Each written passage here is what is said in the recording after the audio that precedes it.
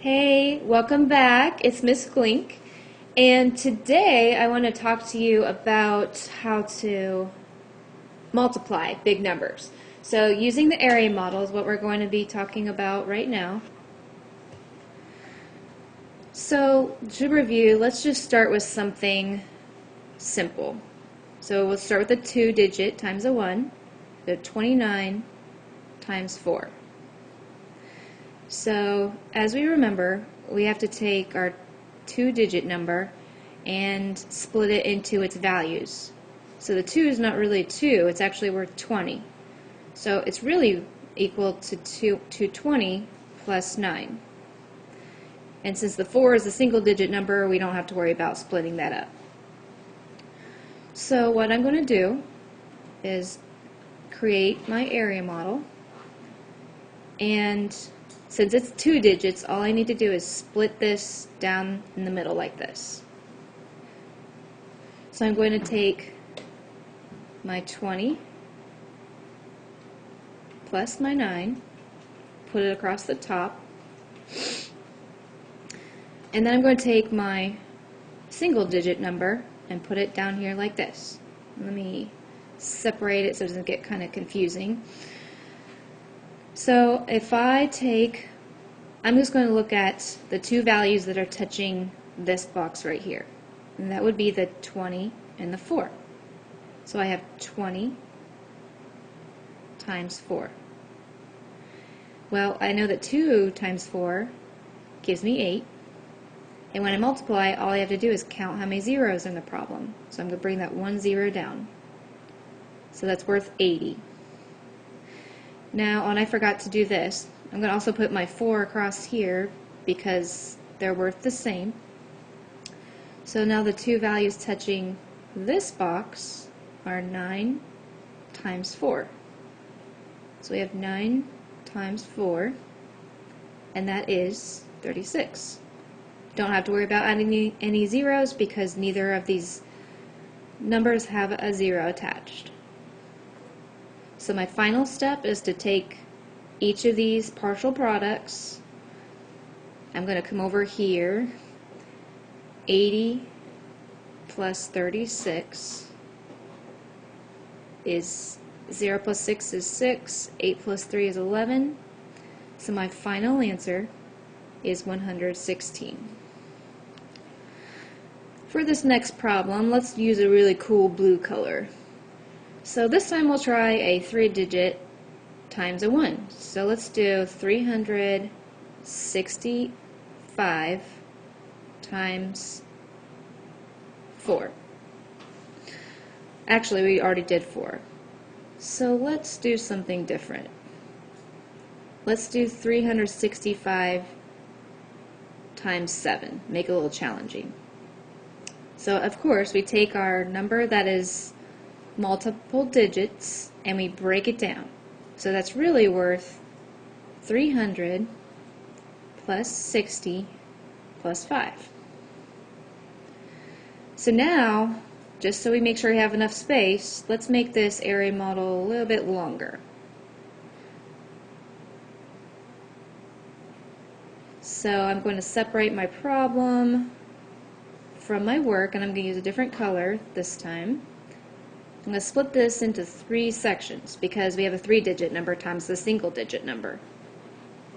So I'm going to take my 300 plus 60 plus 5 and put it across the top.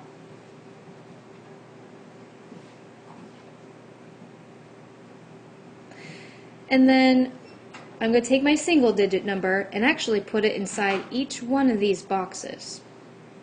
And it makes it way easier to remember to multiply each of these by 7 because as the boxes get longer, I don't know about you, but it can get really, really confusing. So that's just my suggestion. You don't have to do it like that. But now look at all this. All I have left to do is to drop every single one of these numbers down. Don't forget to put your times sign though. 300 times, I didn't leave myself very much room, did I? And I'm going to do 60 times 7, 5 times 7. So, and it's really easy because I'm not going to look at 300 times 7. I'm going to look at 3 times 7, which I know is 21. But before I go on to the next box, let's make sure. So there's 2 zeros in this problem, right here and right here. I'm going to add those zeros down at the bottom. Here's one partial product. In this second box, I'm going to do 6 times 7, which I know is 42. And I have 1 zero that I need to add to my partial product. And then finally 5 times 7, which is pretty easy. I know you guys love to do multiples of 5, so it's 35. So, what's our final step? You're right, exactly. We need to add all those partial products. So we take their 20, you could say it as 2,100 or 2,100. Make sure you line these up really well. You always line them up to the right, plus 420, plus 35. Adding, starting from the right, 0 plus 5 is 5.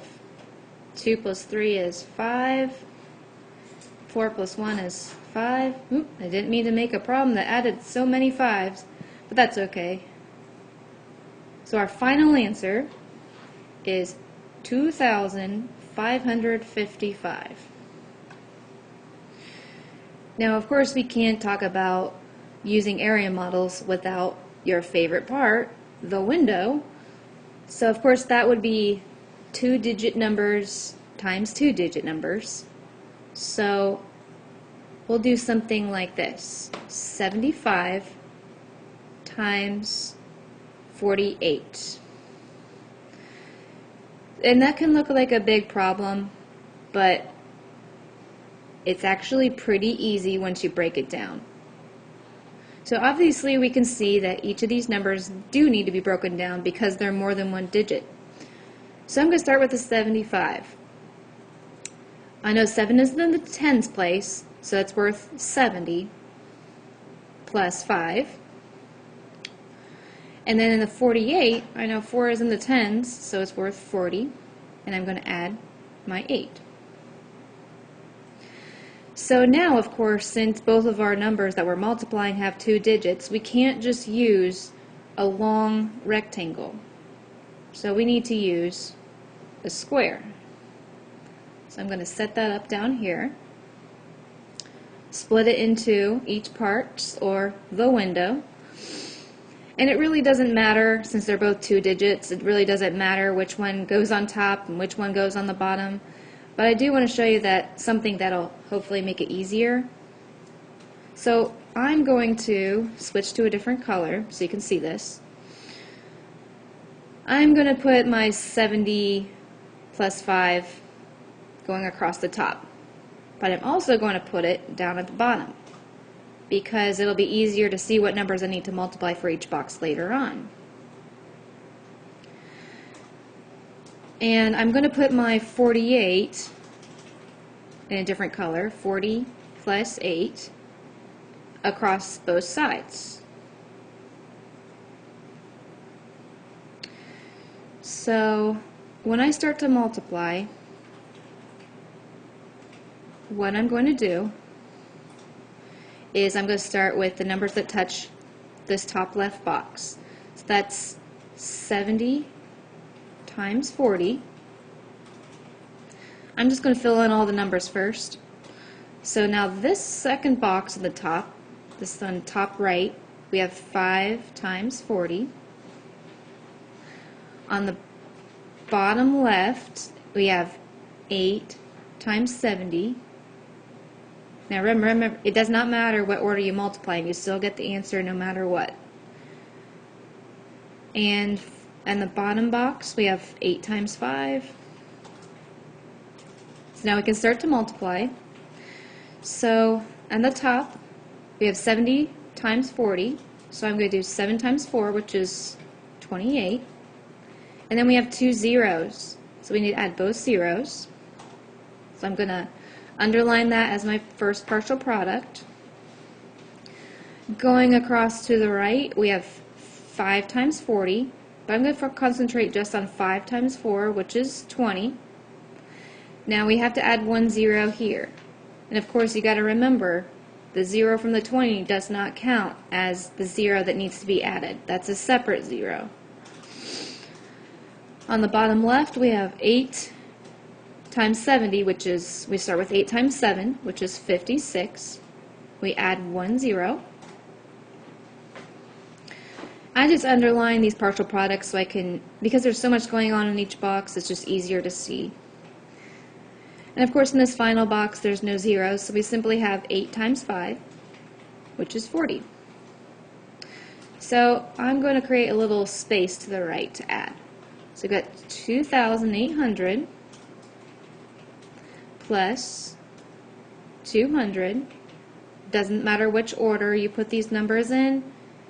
As long as you line them up, you'll get the same answer no matter what. So 0 plus 0, we've got a 0 in the ones place.